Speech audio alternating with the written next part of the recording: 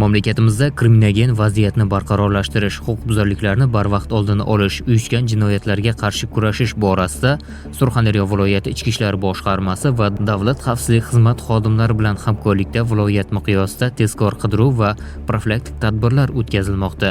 Jumladan, Telegram messenjerida Alfa nomli guruh ochib, o'zlarini shu nom bilan atab kelgan, Denov tumanida yashovchi, sportning turli yo'nalishlari bilan shug'ullanib kelgan, ko'cha yechimlariga aralashgan 6 nafar jinoiy guruh a'zolarining noqonuniy faoliyatiga chek qo'yildi.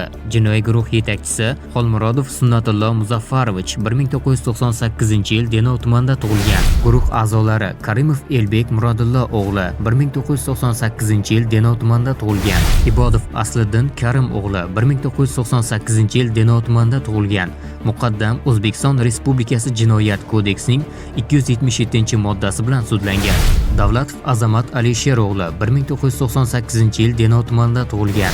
Jo'rayev Javohir Bo'ron o'g'li 1998-yil Denov tumanida tug'ilgan hamda 1989-yil Denov tumanida tug'ilgan D. Jumayev Bahriddin Normatovичlar joriy yilning 6-yanvar kuni soat 20:50 larda o'zaro bir guruhga birlashib, Skoda va Kia avtomashinalari o'rtasida sodir bo'lgan yo'l transport hodisasida o'zlarining tanishlari Skoda avtomashinasini boshqarganligi sababli uning sog'ligidan xabarlashish hamda u bilan to'qnashgan Kia avtomashinasini boshqargan shaxsga jismoniy bosim o'tkazish maqsadida Denov tumani tez tibbiy yordam bo'limiga kirib, sababsiz janjal ko'targan va janjal sababli muassasa ma'muriyati tomonidan ulardan muassasa hududida tartibni saqlashni talab qilgan.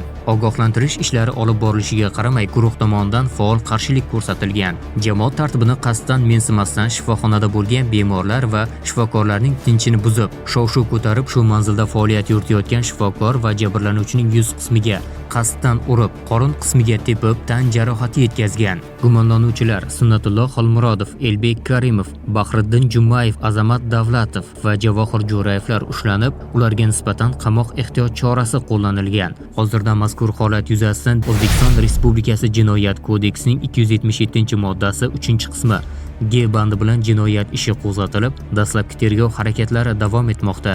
Davlatimiz rahbari Oliy Majlisga yo'llagan murojaatnomasida ta'kidlaganidek, so'nggi vaqtlarda qonundan o'zlarini ustun bo'layotgan tovlamachi, bezori to'dalar faoliyatiga butun jamiyat bilan birgalikda qarshi kurashamiz. Agarda ushbu jinoiy guruh harakatidan aziyat ko'rgan bo'lsangiz, ichki ishlar organlariga yoki 102 qisqa raqamiga qo'ng'iroq qilishingizni so'rab qolamiz. Shaxsingiz sir saqlanishi kafolatlanadi.